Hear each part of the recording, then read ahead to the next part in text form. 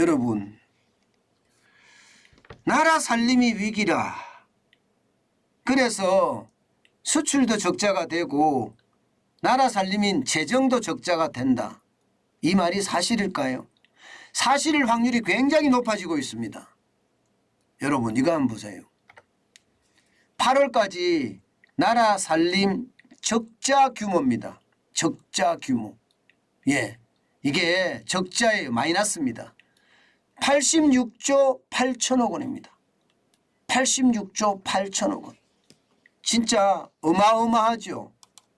예, 이게 86조 8천억 원이라는 자체가 여러분, 이것은요 어떻게 생각하면 예, 나라가 진짜 빚더미에 올라앉는다. 오죽했으면 부채공화국이라는 말이 나오겠습니까? 이게 작년에 비해서도 이게 늘었습니다. 작년 이맘때는요, 예, 이거보다가 적어도 29조 9천억 원이 적습니다. 29조 9천억 원. 그러면 55조 8천억 원 정도 됐다는 이야기잖아요. 55조 8천억 원. 그런데 이 부채가 계속 늘어나고 있습니다. 아니, 세금이 더 많이 거쳤다는데, 지난해보다 37조 3천억 원이 거쳤다는데 왜 이렇게 적자가 나냐, 이렇게 생각할 수가 있거든요. 돈 풀어서 그래. 돈 풀어서. 돈을 많이 풀었잖아요. 1차 추경으로 16조 9천억 원을 풀었고요. 2차 추경으로 여러분도 알다시피 예, 62조를 풀었습니다. 돈을 엄청나게 풀어댔기니까 세금이 더 거쳐도 나라 살림은 적자가 될 수밖에 없는 게 현실이라는 거예요. 그만큼 말입니다. 나라 살림 진짜 심각합니다. 이때 나라 살림이라고 이야기하는 것은요, 예, 문재인 정부가 내세웠던 통합재정수지가 아니라 예, 여기는요 쉽게 말하면 관리재정수지, 순수한 나라 살림 지표를 말합니다. 일반적으로 통합재정수지 이러면 이게 연기금 이런 게 다 포함이 되거든요. 4대 보장성 기금까지 다 포함이 됩니다. 그런데 이거 빼자는 거예요.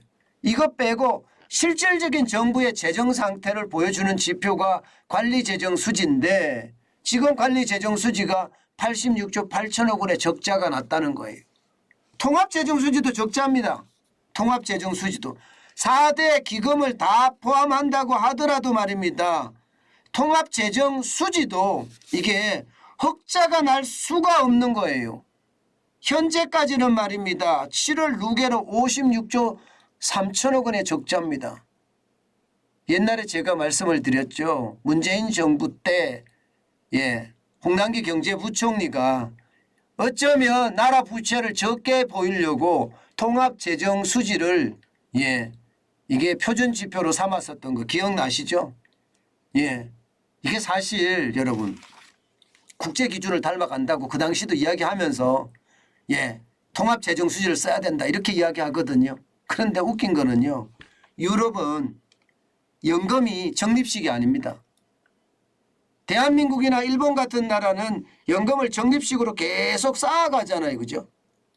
그런데 유럽은 1년 단위로 그냥 정산해버립니다.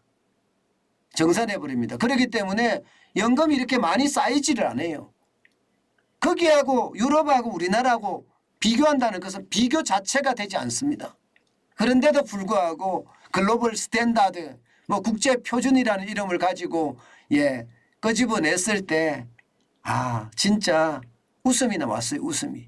저렇게 국민을 기만하나 그렇게 이야기를 했잖아요. 그리고 나서 홍남기 경제부총리가 떠나고 윤석열 정부가 들어서면서 다시 관리재정수지로 표준 지표가 넘어갔습니다. 잘한 거죠. 잘한 거예요. 그런데 잘했는데 이게 적자가 이렇게 계속 심하니까 야, 참 나라 살림 위기다 이런 말이 나옵니다.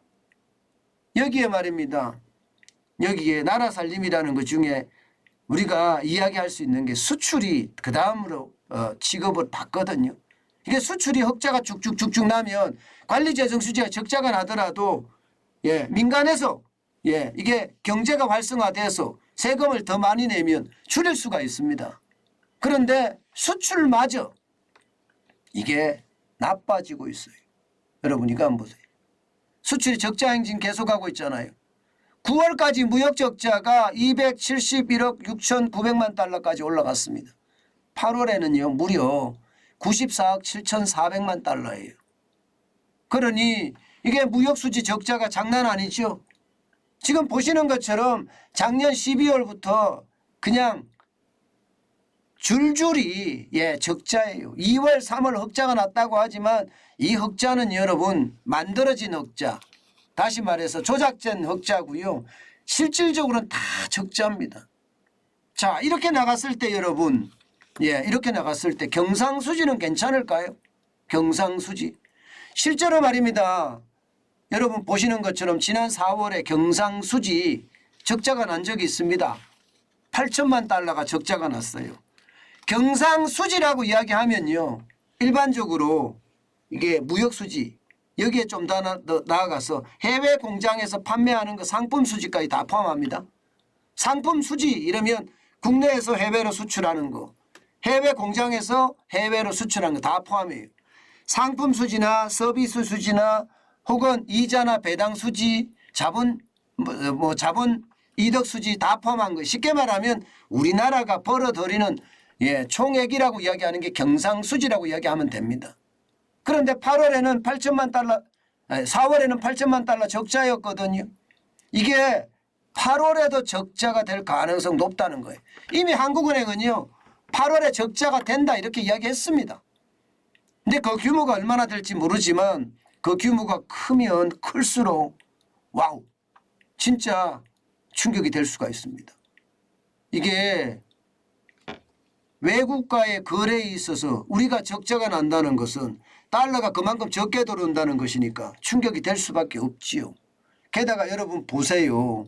지금 전체적으로 경상수지도 반토막이 났어요. 반토막. 7월까지도 10억 9천만 달러. 7월 10억 9천만 달러. 6월도 56억 1천만 달러로 줄어들었고요. 이게 8월에 적자가 얼마나 날 거냐.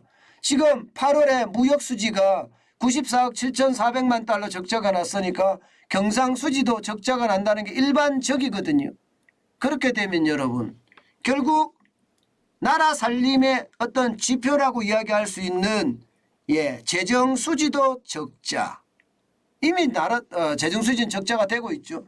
여기에 해외 수출에 외국과의 거래에 있어서도 경상수지가 적자. 그러면 쌍둥이 적자라는 거예요. 지금까지는 여러분 올해 하반기까지 가더라도 경상수지가 전체적으로는 적자가 나지 않는다. 4월에 적자가 났고 8월에 적자가 나지만 전체적으로는 370억 달러가 들어올 거다 이렇게 예상은 해요. 들어올 거다. 그런데 여러분 370억 달러가 이거 온전히 들어올까요? 지금처럼 적자가 심각하게 나면 여러분 결국 말입니다. 이게 그렇게 되지 않을 수도 있다는 거예요. 게다가 여러분 보세요. 2015년 박근혜 대통령 때입니다. 경상수지가 1,051억 2천만 달러 흑자였습니다. 거기에 비하면 370억 지금 예측이 370억인데 3분의 1토막밖에 안 돼요. 3분의 1토막. 이게 결국 말입니다. 문재인 정부가 경제를 다 망쳐먹은 거예요. 지금 윤석열 정부는 그 뒤처리 아니라고 정신이 없다고 이렇게 보면 됩니다. 그만큼 지금 심각해집니다.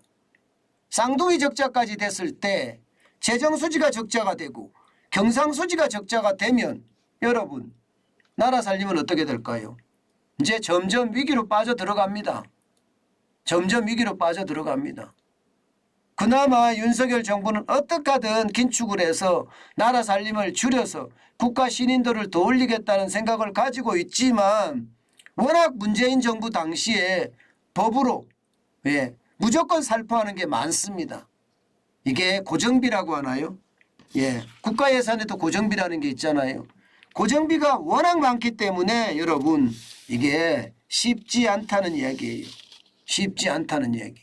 결국 나라 살림은 점점 위기의 구렁텅이로 빠지고 있습니다. 그런데도 말입니다. 더불어민주당 야당이죠. 공용 야당은요. 정신 못 차렸어요. 뿌리자만 하고 있어요. 문재인 정부의 그 무능한 경제 정책을 민주당은 답습하고 있고요. 예, 포퓰리즘은 그대로 이어가고 있습니다. 이러다가 진짜 예, 이게 여당이 긴축 정책을 지금 예, 지지를 하고 있는데 이거 막아내지 못하면 나라 살림은 진짜 요즘 말로 개박살 납니다. 그래서 제가 나라 살림 위기다 이 표현까지 쓴 거예요.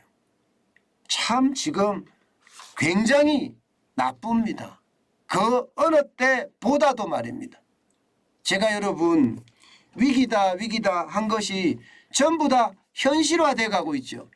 전 그게 더 무섭습니다. 옛날에는 위기를 향한 작은 단서들이 이제는 점점 커져서요. 이미 저수지 뚝을 무너뜨리고 있는 것은 아닌가 저는 그런 생각을 합니다. 여러분 저수지 뚝이라는 게 구멍이 커지면 커질수록 더 빠르게 무너질 거 아니에요. 그러면 여기는 긴급 처방을 빨리 해야 되잖아요. 윤석열 정부가 제가 속도가 느리다는 게 이런 거예요. 긴급 처방이 필요한데 너무 늦어요. 물론 공영 야당이 방해를 하죠. 예, 굉장히 크게 방해를 하죠. 그러나 국민을 위해서는 돌파해야죠. 협치를 하든 아니면 대통령 직권으로 만들든 빨리빨리 예, 경제 위기를 넘을 수 있는 방안들이 저는 많이 나와야 된다고 생각을 합니다. 그래야지 지금의 이 위기를 넘지 않겠느냐 저는 그런 생각해 봅니다.